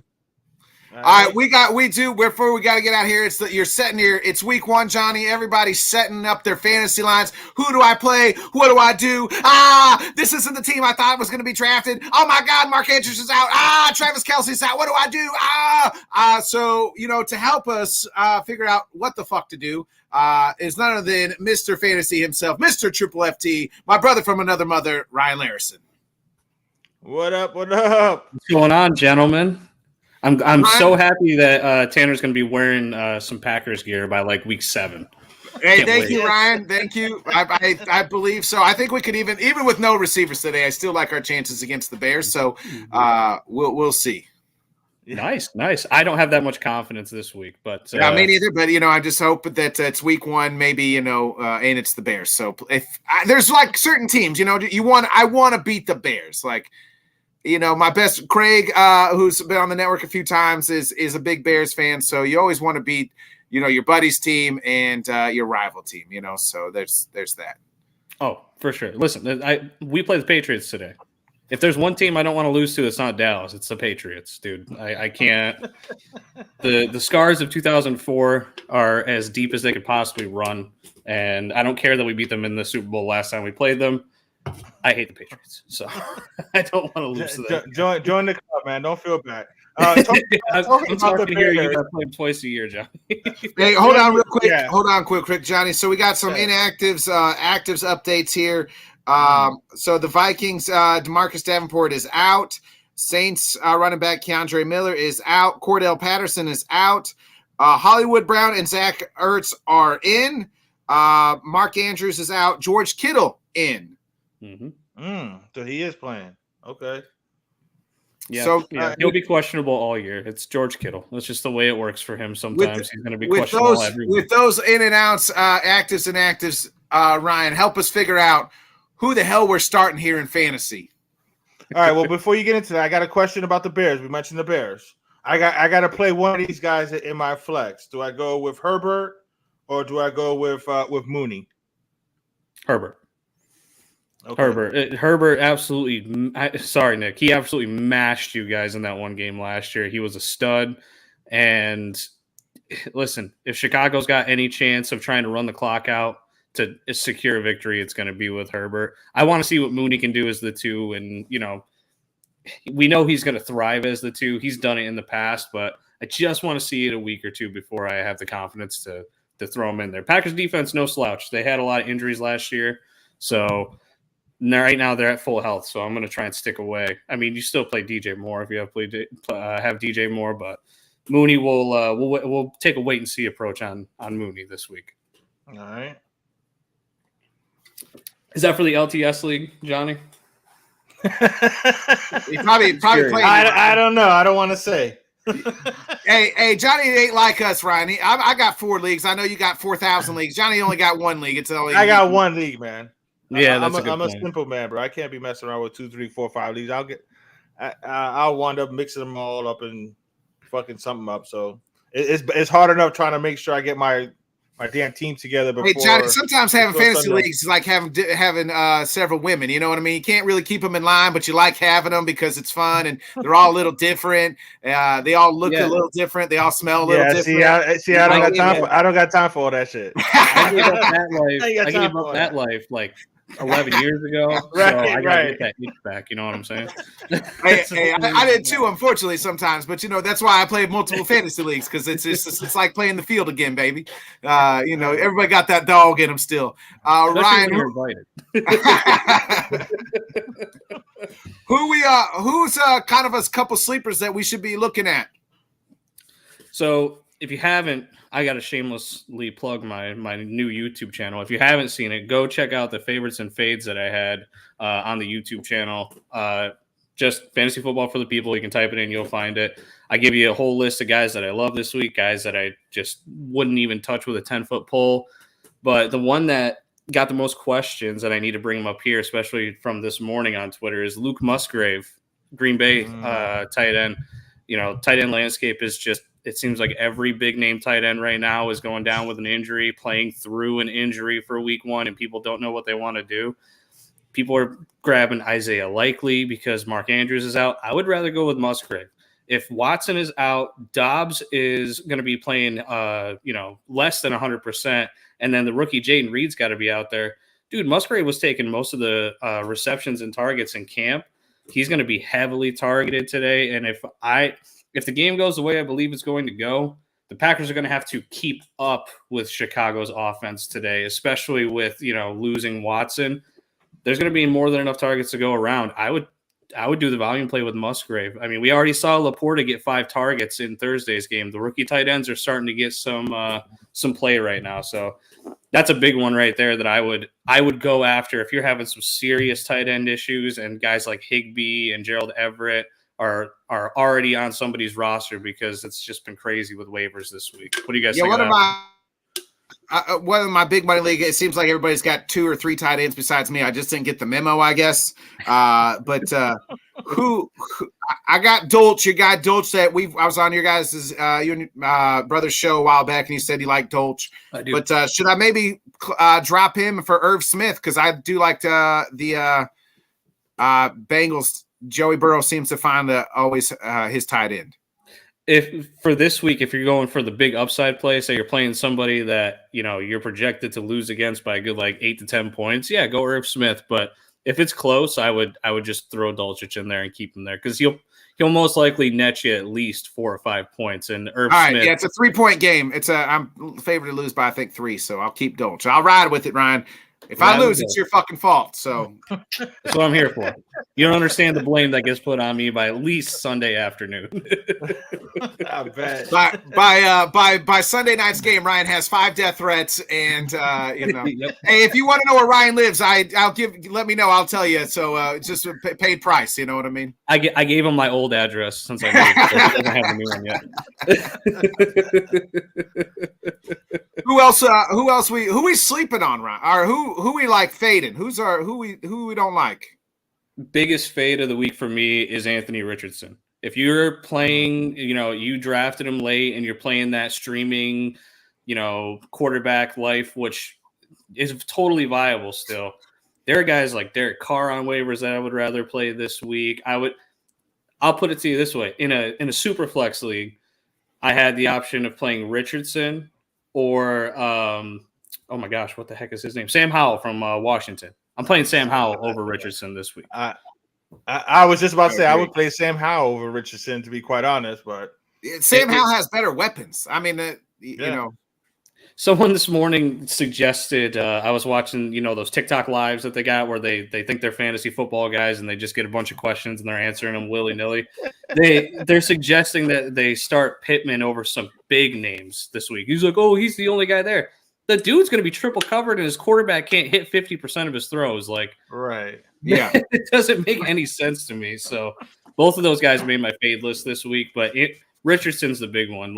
There are just other guys that you can play this week. Let's let that shit develop for a week or two before you just have full go, confidence in throwing in the potential rushing leader at quarterback this year. Because it might not matter how bad he is as a passer. If he runs enough, it won't matter. But don't test that this week against Jacksonville. Is there somebody where you're like, hey, this is an absolute smash spot like Ron Jeremy and yeah. I wasn't gonna word it like that, but I was like, "Who's your lock to have to play?" Jeez, big game this week. Johnny will recover. Don't worry. Big game this week. I'm starting to get used to it, man. This shit don't faze me no more. I'm sticking to the Arizona game. Jahan Dotson. Yeah, baby. I got him, baby. Top 15 upside this week, I think. I don't care that Terry's playing. I think Terry's a fine play too.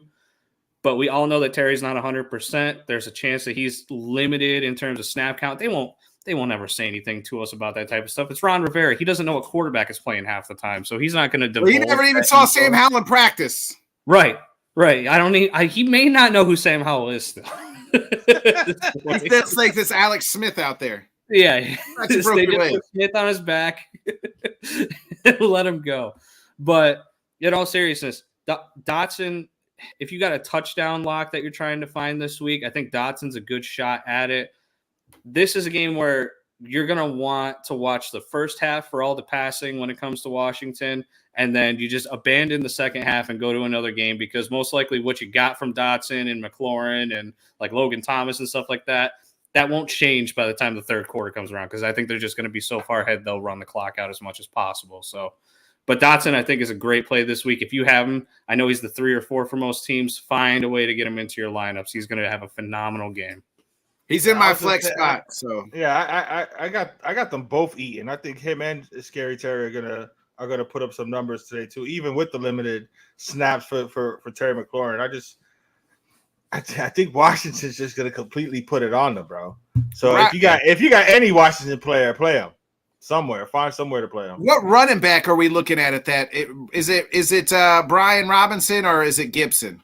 So overall, I'm a bigger Gibson fan, and I think that Washington is going to be in more passing situations than they are run the clock out type of situations. It's just this week they get the fortune of playing Arizona. So if you're deciding between those two this week, I'll take Brian Robinson. He could even get a late touchdown as they try to milk the clock down in the third, fourth quarter and just kind of sneak his way into the end zone there. So he'll get the volume this week. You got to play Robinson. Just know that you might just only get like a 7-8 point game out of him on friggin' 20 carries, because that's what he did last year, and it wasn't fun, but you at least got to play him for the volume this week. All right, Ron, we appreciate you joining us again. Get that plug in for your new YouTube channel. Yes, please go to Fantasy Football for the People's YouTube channel. That's all you got to type into the search bar. Every Thursday, the show that we always do on here on LTS is going to be our Q&A show that's going to stream to both here and on my YouTube channel. And then every Saturday, that's the hope at least, every Saturday I'm going to have my favorites and fades, about a 15-minute video telling you the guys that I love compared to the expert consensus and the guys that I hate compared to the expert consensus. And we did well this week. I started at 0, and I'm getting decent views and subscriber rates on everything. So I'm doing something right. So go check doing a lot. out. You're doing a lot right, bro. You know what I'm saying? Definitely, subscribe to if you want all your fantasy, information. Ryan is the one to go check out. Ryan, thank you for coming on. Looking forward to it. Hopefully you were right about the Herbert thing, because I was leaning towards Mooney, but all right, so Herbert. All right, so I'll have him in the lineup. Thank you, Ryan. Enjoy the games and good luck. Hey, we appreciate you, Ryan. Thanks, you, everybody. Give it up for my brother from another mother, Mr. Triple FTP, Ryan Larison, baby. See you, Ryan. Hey, yeah, baby. Let's go. All right, before we get out of here, I'm going to go ahead with the second read. Sports creators. Sports betting has rapidly risen in popularity, and we want to connect you with an opportunity to get started or to get ahead. Having multiple sportsbook accounts is the most simple way to maximize your profits, and there has never been a better way to sign up when you visit our page, signupexpert.com/let's talk. You'll be connected to all the sportsbooks in your region, doing with a review of each platform and its unique benefits. All of these sportsbooks have valuable sign-up offers for new users, and when you register through our link, you will be automatically receive the top offer at each one. When you use multiple sportsbooks, you ensure that you can always access the best available odds, which is key to successful sports betting.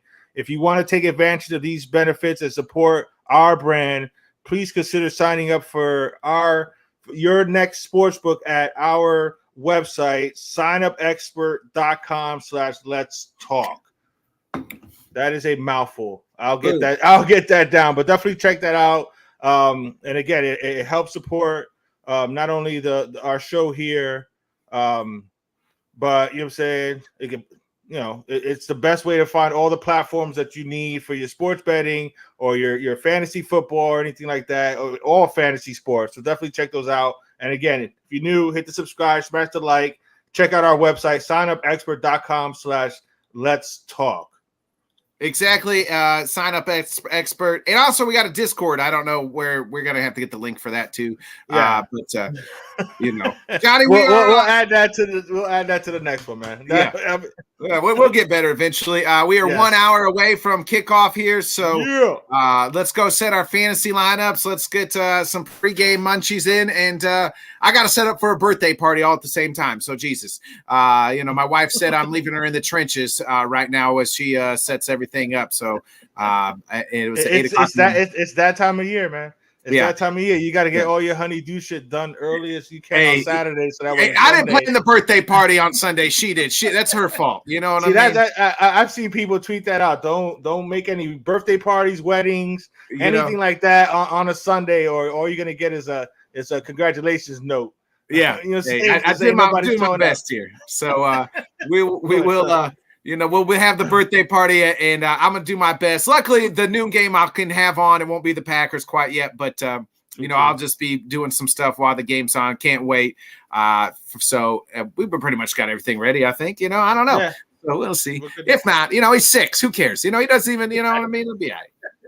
He's not going to worry about it, man. He's going to have a blast regardless. Be a friend, tell a friend, folks. Like, subscribe, share. I will be back tonight. We'll be breaking down all the Sunday games, giving out some dogs and turds and things like that. And then we'll be LTS show tomorrow night, 8 o'clock Central, 9 Eastern as well. We'll talk a little bit more college football and that type of things with Jonathan and Jim.